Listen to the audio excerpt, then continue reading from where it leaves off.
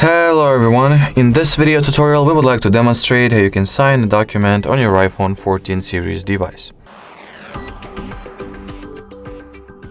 So first of all, let's open the document in question. Let's say most probably it is located in the Files app on your phone. So let's say this is the document that I'm looking to sign.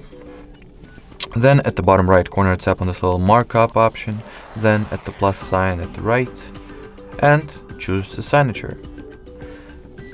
You can either already added some signature to it, which you can just tap on and apply, or you can also create a new one, which will be saved like the previous one that I have just showed you. So let's say add or remove. This one will erase and add a new one. So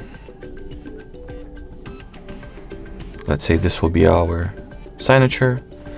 Tap on done and just apply it to, well, wherever you would like it to see at the document. Press on done to save the changes.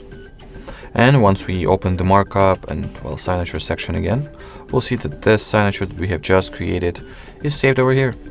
Alrighty, so that will be it for this video, guys. Thank you so much for watching and bye-bye.